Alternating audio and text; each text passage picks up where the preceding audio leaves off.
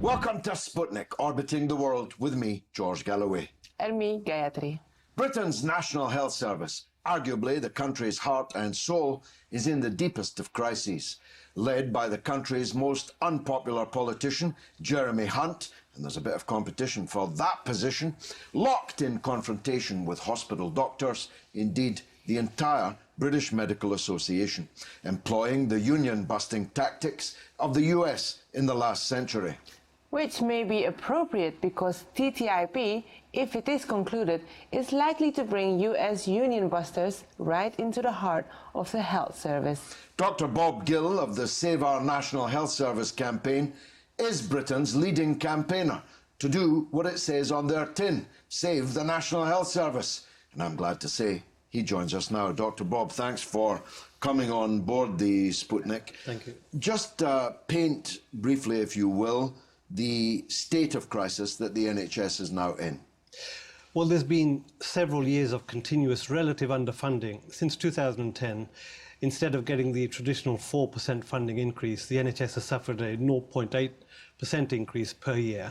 So over time, this has had a significant effect on the resources available to the NHS, to the staff, and ultimately impacts on patient care. So the NHS is being squeezed dry of resource. And yet they said they had ring-fenced NHS funding. How does that work out? Well, that's a complete deception. They also said no more top-down reorganisation in 2010, and in 2012 we had the Health and Social Care Act, the biggest privatisation act the NHS has seen. But it's part of a 20-year sequence of steady re-disorganisation, but this has all been deliberate because each new reform takes us further down the privatisation road. I'm glad you mentioned that longer period because it seems to me many of the NHS's problems now date back to the Blair-Brown era. Or even further. Or even further. Thatcher era, no? Even further, yeah. Kind of, with me, it goes without saying that most problems are located in the Thatcher era. But the difference is this. The Blair-Brown era said that they had solved the NHS's problems and that they had poured new money into it. But that was true only up to a point, wasn't it? Well, a lot of the new money went into setting up the infrastructure for the whole-scale handover of our NHS to American corporations. But you're right, the problem started much earlier than that, in 1988, by Oliver Letwin. He wrote a document called Britain's biggest enterprise, where he set out the stages through which you could go through without the public noticing to get us to the US model. And unfortunately, Tony Blair, in his 13 years at the helm, followed the successive steps. But this was never told to the public because they can't get away with it. If the public knew what was afoot, they couldn't get away with it. So they had to disguise it in socialist jargon. He gave us the line, 7 days to save the NHS before he got elected in 1997. In opposition, he talked about removing the market infrastructure, but actually when he got into power, he reinforced this. And he also took several steps which were major progressions in privatisation. For example, breaking up the hospital network into foundation trusts, which are like separate business entities. He saddled hospitals with PFI liability, private finance initiative liabilities. So the government borrowed 11 billion from private banks and financiers, and we have to pay back 80 billion. Now, this is a deliberate financial millstone to justify the sale and breakdown of the NHS further along the line. And to finish things off, in 2009, they brought in something called the Unsustainable Provider Regime, which is a fake bankruptcy regime, framework to justify closing hospitals. And that was the regulation they used to try to go for Lewisham Hospital. Yeah, I mean, the very idea of a hospital being bankrupt is so alien, it might as well have come from Mars. I drove past the Royal London Hospital just the other day. I used to say when I was the MP there, you would never find any member of the royal family in the Royal London Hospital. But it looks very nice now. The PFI-financed expansion and development has worked out at £1 million per bed. And I don't know what their finances are like, but I do know there are many other hospitals in England which are technically on the verge of or over the verge of bankruptcy. What does that actually mean in this context? Well, in order to justify further closures and attacks on the health service, they had to restructure it from a care delivering service to a business. And in order to say that, well, this business is failing, you saddle it with these deliberate debts, and then you use those debts to close down what we publicly own, to flog off the hospitals we own, flog off the land, shrink the NHS, bring it to the point of collapse, and then say, well, the only solution is yet more of the privatisation. So it's quite a clever financial scam that's been pulled off. Well, clever if it works in the end. I just want to run that number past you again. Blair and Brown put 11 billion in, but the public must pay 80 billion back. That's right. To the private financiers of our national health service. That sounds to me like a crime, you know, a crime that you ought to actually be charged by the police. Well, interestingly, the Labour Party still are very reluctant to talk about PFI. There is some concern that some of these were illegally financed. There's something called the Ryrie rules, which make clear that if you're going to go to the private sector, you need to make a cost-effectiveness, best value for money demonstration. But I don't think these loans, certainly they didn't meet those definitions, but the problem is you cannot look at these contracts because they hide behind commercial confidentiality. So we as campaigners want to open up these contracts and look at them and see whether there is criminality.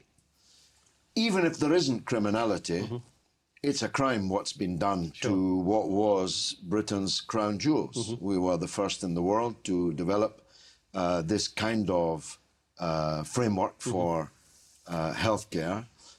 And TTIP, if it comes about, that'll be the death knell, won't it? That'll be the lid on the coffin. Well, it's a corporate power grab of all public services, and we have in charge of the NHS a gentleman called Simon Stevens.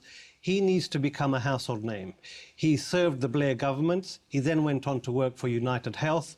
While he was at United Health... United Health's a private healthcare provider. Yes, one of the biggest private insurers for healthcare in America. While he was there, he campaigned against Obamacare, Obama's reforms. He campaigned against those.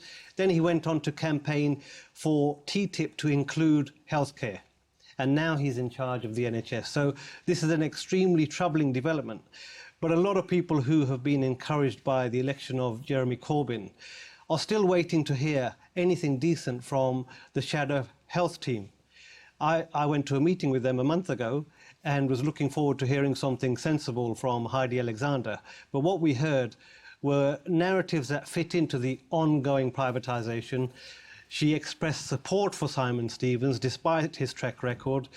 And the next stages of the privatisation are to devolve the NHS budgets, to merge budgets with social care budgets, which have already been largely privatised, and then you will have contamination, and you'll also have the entry point for patient charges, and then co-payments. So the framework is all there. The narrative from the Labour Party still supports privatisation, and we are desperate to wake up the leadership to what is going on in the health team. Well, of course, Labour's health spokesperson isn't on the same page as Jeremy Corbyn. She's one of the people who, well, let's put it kindly, is unpersuaded of Jeremy Corbyn's tenure. But you must get through to Jeremy himself. That what you're saying would be anathema to Jeremy Corbyn, I can tell you that, on 40 years' experience. You must somehow, let's hope this programme does it, wake up the Labour leadership to the extent to which we're sleepwalking into all of this. Let me confess something, some of which you've just said I have never heard before. And I'm a pretty switched on guy. in terms of politics. I did not know that this man was running the National Health Service, having worked in America against Obamacare and for one of the world's biggest privatizers. So your campaign's a pretty urgently needed one. This is a 999 call. It certainly is. Simon Stevens, in my view, is one of the most dangerous men in public office. He's taking us in completely the wrong direction. We know that the American model is responsible for 45,000 preventable deaths a year. That's not a system I want to be around to see in this country. Unfortunately, as I've said, the shadow health team are still supporting Simon Stevens. I think we need to highlight the problems that he is posing for the NHS. And this is where the junior doctors dispute comes in, actually. Yes, she wanted to ask about that. Well, the junior doctor situation is completely contrived. It was never a negotiation. There was always the threat of imposition. There was never any new money. The doctors were not arguing for a pay rise, and there are no new staff.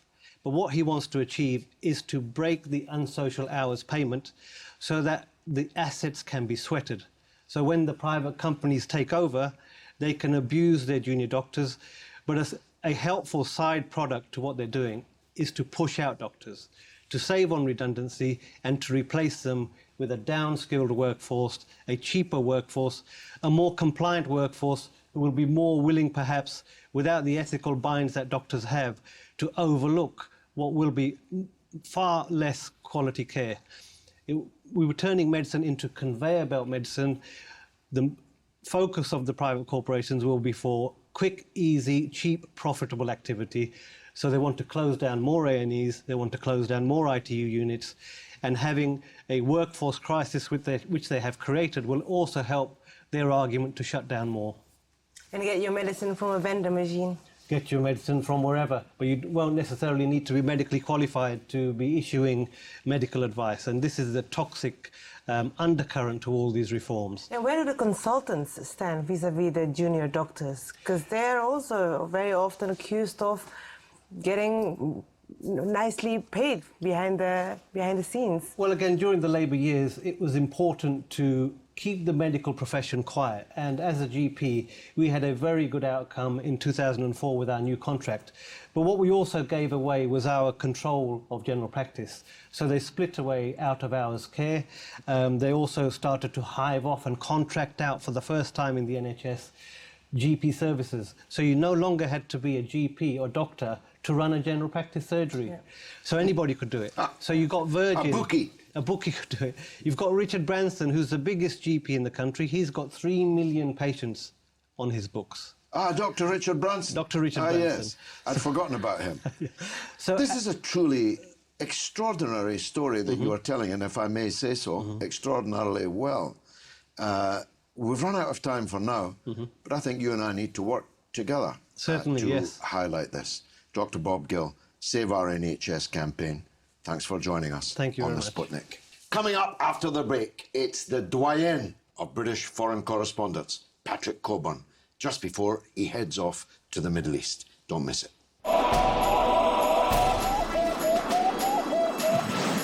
Welcome back to Sputnik, orbiting the world with me, George Galloway, and the doyen of British foreign correspondents, the Independent's Patrick Cockburn. In article after article, book after book, has seen more clearly than any other journalist what's really going on in the maelstrom of the Middle East. Patrick, thanks for joining us again. I'm glad we caught you before you head back out. It's a very grave moment, it seems to me, the possibility of a full-scale Turkish invasion of Syria, bringing it up against not just the Syrian Arab army, but its allies, principally Russia, but Iran and Hezbollah also. That looks a bit like a potential world war to me. How does it look to you? It looks like a very serious war. I'm not sure it's going to be a world war, but it is a tremendous escalation. And of course, this would primarily be directed against the Kurds. I mean, the nightmare for Turkey has been that in 2011, they thought that the Arab Spring, so-called, would lead to Turkish influence spreading across the Middle East, talk of the new Ottoman Empire or new Ottomanism, and suddenly they have instead a Kurdish quasi-state spreading across their southern frontier. So it's primarily directed against the Kurds. But if this happens, how will it end? I mean, they aren't going to win a decisive victory or anything like that. So this even further complicates the civil war in Syria and Iraq. That's where the deepest contradiction lies, isn't it? The Kurdish fighters in Syria have given their blood, their lives in large numbers to fight ISIS and Al-Qaeda, against whom we are also theoretically ranged. Yet our NATO ally, Turkey, has invaded Syria not to crush ISIS, but to crush the Kurdish fighters who are fighting them. Talk us through that maze. Yeah, well, it's a maze, without an exit, because this is concentrated finally in this area north of Aleppo, where the supply lines for the ISIS and non-ISIS Syrian opposition run.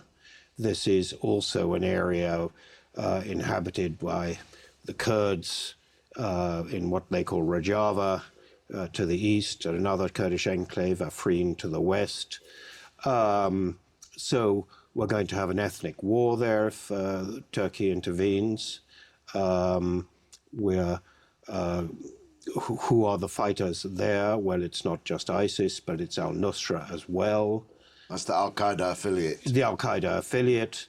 There are said to be moderates there, but, and there probably are, but they're a minority force, and they often operate under license from people like al-Nusra and similar organizations.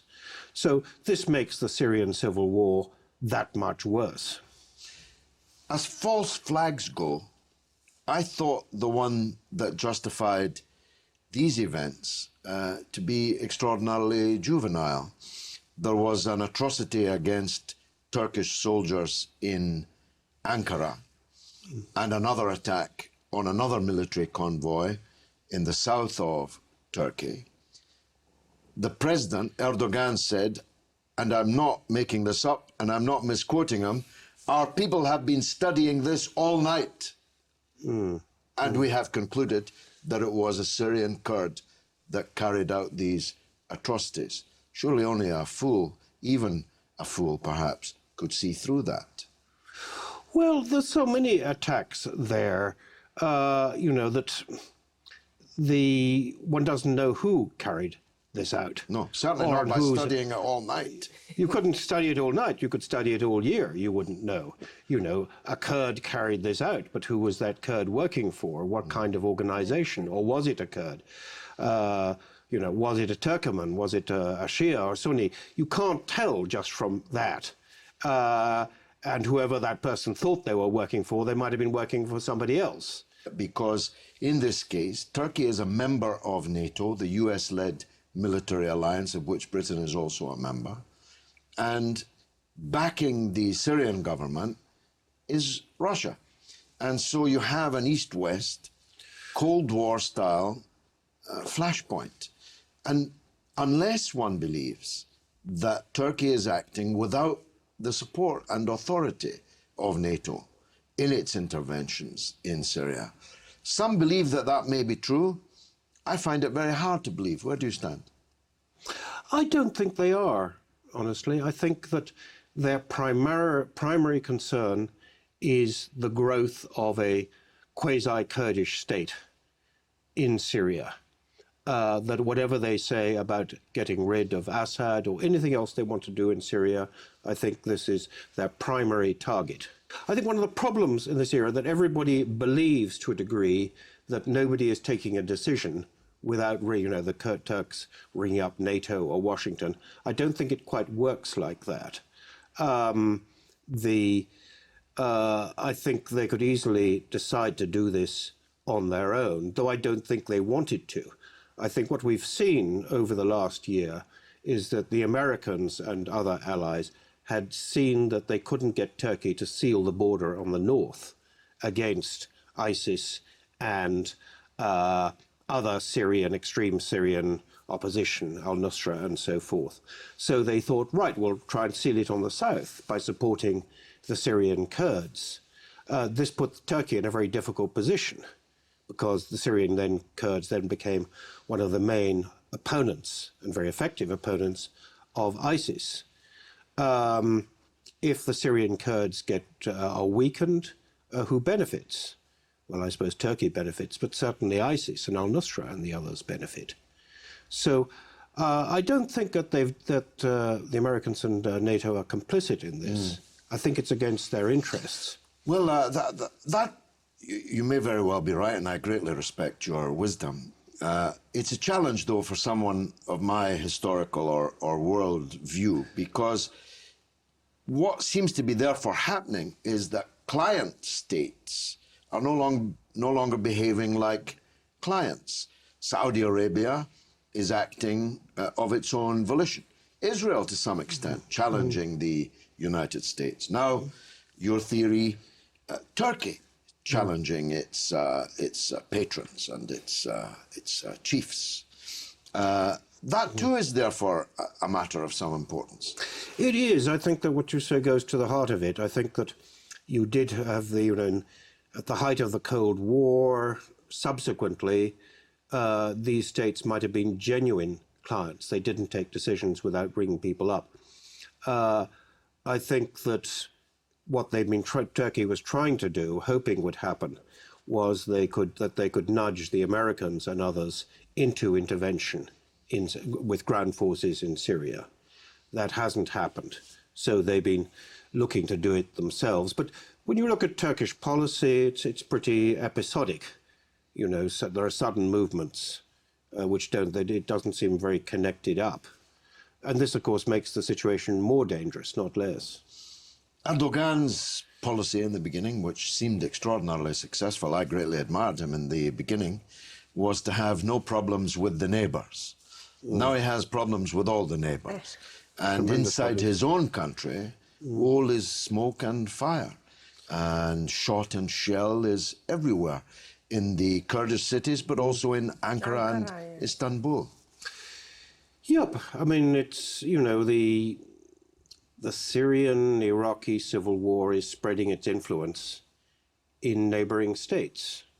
The political temperature is getting hotter everywhere. And that includes Turkey. You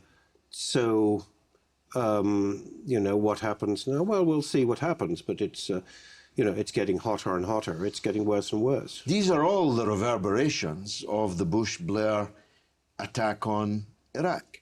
Doesn't look so clever now, that move. No, it was a disaster. It started, you know, it capsized the whole region in the end. And then they not only did it there, they then did exactly the same thing in Libya, and with exactly the same result. Look at Libya now. It's run by murderous militias, people fleeing and across the Mediterranean, capsizing the whole country in flames. And the coming struggle for power in Afghanistan between the Taliban and ISIS. Pity they both can't lose, but of course. Yeah, if you go from the Pakistan border over to northeast Nigeria, I think there are 9 wars going on now, if you include South Sudan. These wars don't seem to stop. Nobody seems to establish a new government. You know, it was quite hopeful that in Munich you had an agreement for the first time in Syria, backed by 2 great powers, the US and Russia, that supplies would get into besieged towns and cities in Syria, and secondly, that move towards a ceasefire. With the big players trying to coordinate this, this was quite hopeful. But now it seems that this is about to be blown out of the water. We could go on all day. I wish we could. Patrick Cockburn, may God preserve you. Thank you very much. And now it's your turn to tell us what you think through the portals of social media. What's rattling, Gayatri?